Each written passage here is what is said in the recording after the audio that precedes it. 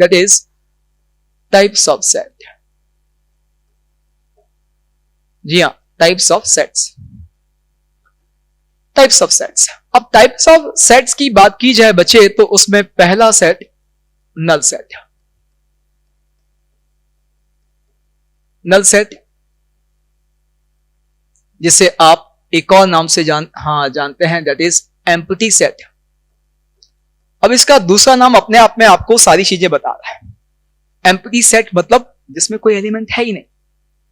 जी हां, एलिमेंट नहीं है इसका मतलब उसका कार्डिनल नंबर 0 है. एग्जैक्टली तो यहां पे आपको समझ में आना चाहिए set a set to be null set if and only if n of a is equals to 0. Cardinal number 0 हो जाए. इस नल सेट को रिप्रेजेंट करने के कई तरीके हैं. ए को रिप्रेजेंट करने का एक तरीका तो यह है, जी हां, 0 को ऐसे क्रॉस मार दिया. ये एक्चुअली क्या कहलाता है मेरे बच्चे, ये जो है ये कहलाता है फाई. जी हां, ये फाई कहलाएगा. फाई, तो ये जो है फाई कहलाएगा. और ये फाई जो है इसे हम नल सेट, कई बार आपको सेट में लिखा जाएगा फाई तो समझ जाना नल सेट. एक और तरीका है कि इसको ऐसे लिख दिया जाता है, कर्ली ब्रैकेट्स, अंदर कुछ भी नहीं. जी हां, हमें पता है रोस्टर फॉर्म में हम सेट को कैसे लिखते हैं, कर्ली ब्रैकेट्स के अंदर सारे एलिमेंट्स को कॉमा से सेपरेट करके लिख रहे होते हैं. अब कर्ली ब्रैकेट बना दिया लेकिन अंदर कुछ लिखा ही नहीं, मतलब कुछ है ही नहीं. और कुछ है ही नहीं इसका मतलब एम्प्टी सेट है, नल सेट है. जी हां, तो नल सेट को लिखने का एक तरीका तो यह है, एक तरीका यह है. कुछ लोग जल्दबाजी में नल सेट को लिखने का जो है ये तरीका भी यूज कर लेते हैं कि भाई ये गलत है, ये गलत है कि कर्ली ब्रैकेट के अंदर फाई बना देना, this is not a representation of null set. Because of कि भाई कर्ली ब्रैकेट के अंदर फाई बनाने का मतलब यह है कि भाई इस सेट के अंदर एक एलिमेंट है तो वो एलिमेंट फाई है. जी हां, तो ये जो है this set is a singleton set containing one element which is phi. अब एक नया वर्ड है, जी हां, इस नए वर्ड से हम नया सेट डिफाइन करेंगे. एक्चुअली यहां ये जो है कह रहा है कि भाई ये जो है एक सेट है जिसमें एक एलिमेंट फाई है, तो इसे आप नल सेट नहीं बोलेंगे. This is not the null set. फिर यहां नाम दिया कि ये सिंगलटन सेट है. जी हां, तो यहीं से हमारे पास दूसरा सेट आता है हमारा टाइप्स ऑफ सेट में, and that is singleton set. ये वर्ड जो है बहुत फ्रिक्वेंटली देखने को मिलता है. तो set a set to be singleton set, a set to be a singleton set.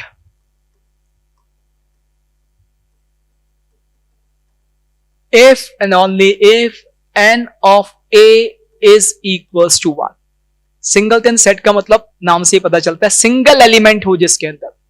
जी हां, तो कोई सेट जिसके अंदर एक ही एलिमेंट है उसे हम क्या बोलेंगे, सिंगलटन सेट बोलेंगे. जैसे अपने आप में आपको समझ में आ गया होगा, ये एक सेट है जिसमें एक एलिमेंट फाई है, तो ये जो है नल सेट ना होके क्या है, singleton set.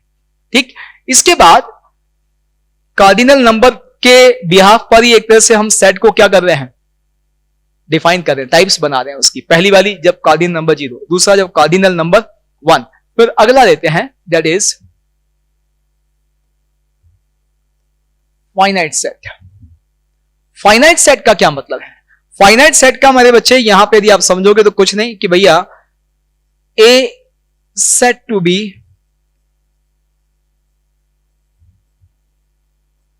Finite set if n of a is equals to a finite whole number. n of a is a finite whole number. यानी n of a जो है वो फाइनाइट होना चाहिए. 0 हो जाए, 1 हो जाए, 2 हो जाए, 100 हो जाए, 20 हो जाए, 1 लाख हो जाए, लेकिन जो भी हो वो काउंटेबल हो। यानी नंबर ऑफ एलिमेंट्स कैसे होनी चाहिए? फाइनाइट। फाइनाइट का मतलब काउंटेबल। तो यहां पर नंबर ऑफ एलिमेंट्स यदि काउंटेबल है तो सेट को क्या बोलेंगे? Finite set. ठीक। अब नंबर ऑफ एलिमेंट काउंटेबल है तो मान लीजिए मैं आपको एक सेट कह रहा हूं कि भाई सेट ए एक ऐसा सेट है जिसमें सारे डबल डिजिट नेचुरल नंबर हैं। सेट ए एक ऐसा सेट है जिसमें सारे डबल डिजिट नेचुरल नंबर है। तो अब आपसे पूछ रहा हूं, is this a finite set?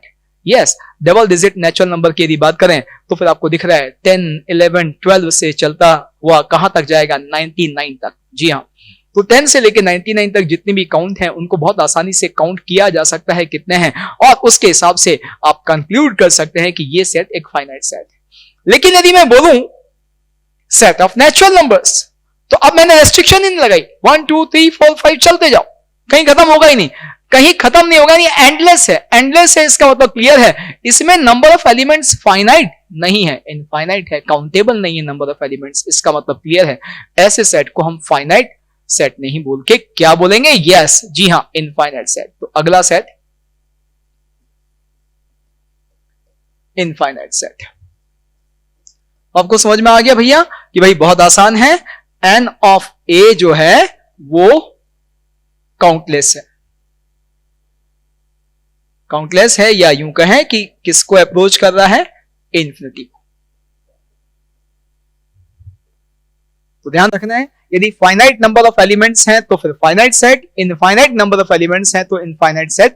जैसे यहां मैं कहूं set of whole numbers, set of integers, set of natural numbers, set of rational numbers, set of irrational numbers, set of real numbers, set of set of imaginary numbers, ये सब countless हैं। Infinite such numbers exist, so that's why ऐसे सारे set कैसे हैं? Infinite set है। ठीक, तो ये ध्यान रखना है। इसके बाद कुछ और चीजों की बात कर लीजिए। कुछ और चीजों में मेरे बच्चे कुछ और टर्म्स भी यूज होती हैं इस सेट थ्योरी में, और उसमें से अगला जो है that is universal set. Universal set, universal set को सेट थ्योरी में हम यू से लिख रहे होते हैं, यू से लिख रहे होते हैं।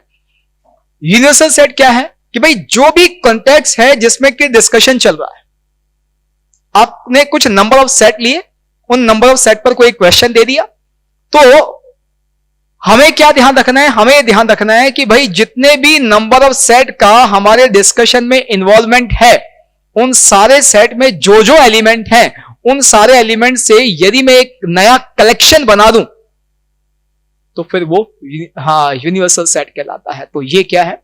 ये एक्चुअली यदि हम कहें कि a set which contains each element of every set in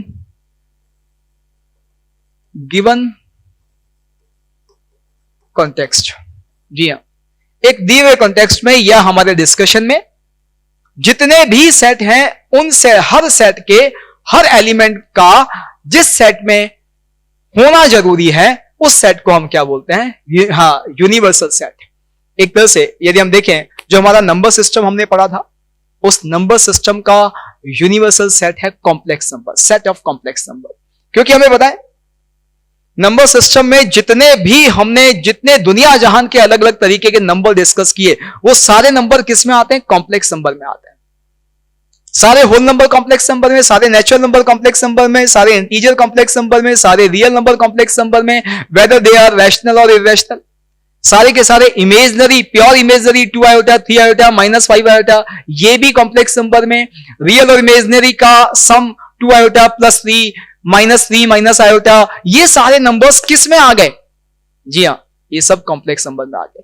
तो यदि मैं बात करूं in discussion of number system, then हम कह सकते हैं complex number, set of complex number will be the universal set of number system. जी हां, तो इसका बहुत बढ़िया एग्जांपल है जो हमने पढ़ा हुआ है, वो ये कि set of complex numbers, set of complex numbers is universal set of number system। जी हाँ, तो ये हमारे पास एक तरह से एक और सेट आ गया, यूनिवर्सल सेट। कभी भी यूनिवर्सल सेट का नाम आ जाए तो समझ जाना है कि भैया ये बात कर रहा है कि जितने भी सेट हमारे कॉन्टेक्स्ट में, हमारे डिस्कशन में, हमारे क्वेश्चन में है, उन सब का एक कंबाइंड सेट, उन सब के एलिमेंट से बनने वाला एक कंबाइंड सेट। यानी आप किसी भी सेट जो कि आपको क्वेश्चन में दिख रहा है, उस सेट का कोई भी एलिमेंट उठा लो, वो जिस सेट में नजर आएगा उस सेट को हम क्या बोलेंगे? Universal set. क्लियर? यहां तक की बात है क्लियर? फिर मेरे बच्चे कुछ ऑपरेशन ऑफ सेट्स हम बात करते हैं। तो सम ऑपरेशंस ऑन सेट। जी हां, ऑपरेशन ऑन सेट का मतलब क्या है? तो उसमें हम देखिए पहली चीज जो बात करेंगे that is equality of two sets. दो सेट्स की इक्वलिटी। दो सेट कब आपस में इक्वल होता है? जैसे कहा कि भाई if set A is equal to set B, तो हमें ध्यान रखना है कि भैया this is possible only if, ये पॉसिबल है सिर्फ कब? जब पहली चीज तो ये कि each element of set B, set A, each element of set A is also an element of set B as well as each element of set B is an element of set A। क्या कह रहा है? Set A का हर element set B में हो और set B का हर element set A में हो। यदि ऐसा है तो फिर ये दोनों सेट क्या कहलाएंगे? A और B आपस में इक्वल। यानी इक्वलिटी का मतलब जो है वो क्या है? इक्वलिटी का मतलब यह है कि कोई सा भी एलिमेंट किसी भी सेट A और B में से उठा लिया जाए, वो दूसरे में नजर आना चाहिए। A और B के कॉम्बिनेशन में से किसी एक सेट से कैसा भी एलिमेंट उठा लिया जाए, वो एलिमेंट दूसरे सेट में नजर आना चाहिए। यानी हर एलिमेंट जो A में है वो B में होना चाहिए और जो B में है वो A में होना चाहिए। यानी कोई भी एलिमेंट ऐसा नजर नहीं आना चाहिए जो किसी एक में है और दूसरे में नहीं। जी हां, यदि ऐसा है तो फिर आप सेट को क्या कहेंगे? इक्वल सेट कहेंगे। यहां पे इसको मैं एक तरीके से सिंबॉलिक फॉर्म में कैसे लिख सकता हूं? सिंबॉलिक फॉर्म में लिखने का तरीका यह है कि इफ एन एलिमेंट, या इसको और सिंबॉलिक फॉर्म में, बिल्कुल प्रॉपर सिंबॉलिक फॉर्म में लिखें तो ज्यादा बढ़िया है कि क्या if A belongs to A implies A belongs to B। देखिए अब यहां पे ये एक नया सिंबल जो है हम यूज कर रहे हैं, वैसे हमने पहले भी यूज किया और हम इसका मतलब जानते हैं, लेकिन अब सेट थ्योरी में आया है तो सेट थ्योरी का ही पार्ट है, तो मैं आपको बता देता हूं। अब सबको पता है कि ये इस सिंबल का मतलब क्या है। जी हां, बिल्कुल सही, बिलोंग्स टू। इसका क्या मतलब है? ए बिलोंग्स टू कैपिटल ए, यानी ये जो स्मॉल ए है ये सेट ए को बिलोंग करता है। सेट ए को बिलोंग करता है, इसका मतलब ये सेट ए का एलिमेंट है।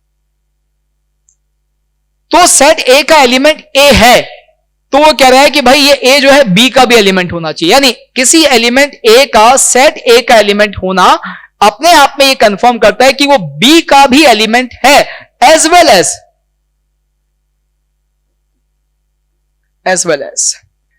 If B belongs to B implies B belongs to A। मतलब कि यदि कोई एलिमेंट A सेट A का एलिमेंट है तो वो सेट B का भी होना चाहिए, और यदि कोई एलिमेंट B सेट B का एलिमेंट है तो वो सेट A का भी होना चाहिए। यानी हर वो एलिमेंट जो सेट A में है वो सेट B में नजर आना चाहिए। हर वो एलिमेंट जो सेट बी में है वो सेट ए में नजर आना चाहिए। तो ये सिंबल जो है ये बिलोंग्स टू। अच्छा यहां पे डज नॉट बिलोंग्स टू आ जाए तो बिल्कुल सही, कि यदि हम इसी पर क्रॉस लगा दें, ऐसे लाइन बना दें, जी हाँ, इस बिलोंग्स टू के साथ ऐसा लिख दें, तो ये हो जाएगा डज नॉट बिलोंग्स टू। तो यदि मैं लिखूं a does not belongs to capital A, इसका मतलब स्मॉल ए जो है कैपिटल ए सेट का एलिमेंट नहीं है। ठीक है, तो ये ध्यान रखना है, ये सिंबल्स भी ध्यान रखने हैं, और हमें ये भी ध्यान रखना है कि दो सेट इक्वल होने का मतलब यदि कोई एलिमेंट सेट ए में है तो वो सेट बी में भी होना चाहिए, सेट बी में है तो सेट ए में भी होना चाहिए, यानी एग्जैक्टली बिल्कुल सेम हो मामला। चलिए, तो ये तो हो गया इक्वलिटी ऑफ सेट ए। फिर इक्वलिटी ऑफ टू सेट्स, अगली बात करते हैं। अगला ऑपरेशन है मेरे बच्चे, और ये बहुत काम आते हैं ऑपरेशन। देखिए ए यूनियन बी, इसको मैं ऐसे लिखूं तो ज्यादा बढ़िया है कि ऑपरेशन लिख रहे हैं हम यूनियन। जी हां, इस यूनियन के ऑपरेशन को यू से लिखते हैं ऐसे। ठीक, यहां दो सेट का यूनियन का क्या मतलब है? ए यूनियन बी का क्या मतलब है? कुछ नहीं, ए यूनियन बी का मतलब बहुत सिंपल है कि यदि ए यूनियन बी एक सेट सी है, ए यूनियन बी खुद एक सेट सी है, तो फिर आपको क्या ध्यान रखना है? आपको इतना सा ध्यान रखना है कि if a belongs to set a implies a belongs to set c, as well as and B belongs to set B implies B belongs to set C। जी हां, ये जो सिंबल है ये भी आपको पता होगा, implies यानी बताता है, ऐसा है तो ऐसा है, ये है तो ये है, ये है तो ये है।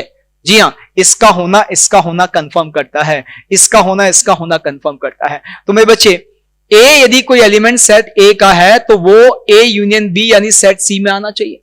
यदि बी भी कोई एलिमेंट बी का है तो वो भी ए यूनियन बी यानी सेट सी में आना चाहिए। मतलब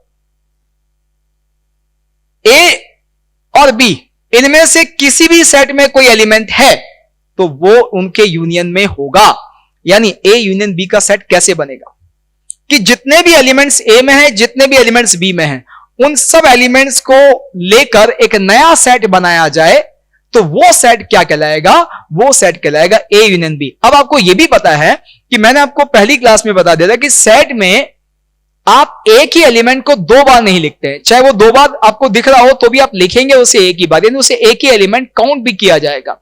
पता चला ए में 1 है, बी में भी 1 है, तो ए और बी सारे एलिमेंट, ए और बी के सारे एलिमेंट से हम ए यूनियन बी बना रहे हैं। तो ए यूनियन बी बनाने का मतलब ये नहीं है ए का 1 भी लिखेंगे, बी का भी 1 लिखेंगे ना, 1 ए की बात लिखेंगे। इसको बहुत आसानी से आप समझ सकते हैं कि लेट, एक छोटा सा एग्जांपल लेते हैं कि let a is a set 1 2 3 4 5, b is another set and that is 1 3 5 7 9। जी हां, तो अब यदि आपसे कहा जाए कि भाई आप हमें ए यूनियन बी बताओ, तो आप क्या करेंगे? ए यूनियन बी एक सेट बनेगा और उस सेट में आप हर वो एलिमेंट लिखेंगे जो या तो ए में है या बी में है या दोनों में है। यानी कोई खाली ए में है तो भी यहां आएगा, खाली बी में है तो भी यहां आएगा, दोनों जगह है तो भी यहां आएगा, और हर एलिमेंट एक ही बार आएगा। जैसे 1 है वो दोनों जगह है, एक ही बार लिखा जाएगा। 2 यहां पर है यहां नहीं है लेकिन लिखना है। फिर 3 दोनों जगह है, एक ही बार लिखना है। 5 यहां पर है यहां नहीं है तो भैया लिखना तो ये भी है। 4 यहां है यहां नहीं है तो 4 भी लिखना है, 5 भी लिखना है, 5 दोनों जगह है। 7 की बात की जाए, यहां है यहां नहीं है तो 7 लिखा जाएगा। 9 यहां है यहां नहीं है, लिखा जाएगा। तो देखो आप 2 और 4 ए में थे, बी में नहीं थे तो भी आए। फिर 1 3 और 5 दोनों जगह थे, वो भी आए और एक ही बार आए। 7 9 बी में थे लेकिन ए में नहीं थे, वो भी आए। तो आप समझ गए हैं कि हर वो एलिमेंट जो खाली ए में है, खाली बी में है या दोनों में है, वो ए यूनियन बी में आएगा और हर एलिमेंट एक ही बार आएगा। क्लियर? तो ये है ए यूनियन बी, यानी यूनियन। 3 सेट हो जाएंगे, 3 सेट का यूनियन लेना होगा तो भी वही बात है। तो जितने भी सेट का यूनियन लेना है, फाइनली उनका यूनियन एक सेट आएगा। और कौन सा सेट आएगा? जिसमें जितने भी सेट आपको दिए गए सबका हर एलिमेंट आए और एक बार आए, किसी में भी हो। तो यहां ये कह सकते हैं कि भाई a union b union c union d, 4 set ले लिए, तो इनके यूनियन में हर वो एलिमेंट आएगा जो कम से कम किसी एक में होगा, ए में, बी में, सी में, डी में, कम से कम किसी एक में। एक में है तो भी आएगा, 2 में है तो भी आएगा, 3 में है तो भी आएगा, 4 में है तो भी आएगा। क्लियर? यह है यूनियन। फिर इसकी बात करते हैं बच्चे थर्ड, इंटरसेक्शन। इंटरसेक्शन को हम लिख रहे होते हैं इस तरह से, उल्टे यू से, इस तरह से। ये इंटरसेक्शन का सिंबल है। इंटरसेक्शन की बात करें तो क्या है, देखो यहां पर ए इंटरसेक्शन बी, यदि ये एक सेट सी है तो फिर आपको ध्यान रखना है कि if a element a belongs to A and A also belongs to B, this implies A belongs to C, यानी A intersection C, A intersection B। यदि कोई एलिमेंट A में भी है, B में भी है, तो फिर वो A intersection B यानी इस C में होगा। लेकिन यदि यहां पर ऐसा हो जाए, if A belongs to A and A does not belongs to B, तो भैया ये क्लियर है ये ए इंटरसेक्शन बी में भी यानी सी में भी नहीं आएगा। कोई ऐसा हो कि a does not belongs to A and a belongs to B, तो ये भी क्लियर है कि ये ए जो है वो सी में नहीं आएगा। यानी खाली ए में है, बी में नहीं है इंटरसेक्शन में, यानी सी में नहीं आएगा। खाली बी में है, ए में नहीं है, इंटरसेक्शन सी में नहीं आएगा। ए इंटरसेक्शन बी यानी सी में नहीं आएगा। दोनों में है तो इंटरसेक्शन आएगा। इसका मतलब क्लियर है कि दोनों में होने का मतलब दोनों में है तो ही इंटरसेक्शन में आएगा। यानी ए इंटरसेक्शन बी का मतलब ए और बी के कंबाइंड एलिमेंट से जो बनेगा, कॉमन एलिमेंट से जो बनेगा सेट, उसे हम ए इंटरसेक्शन बी बोलेंगे। क्लियर? तो यहां से फिर वही एग्जांपल ले लें।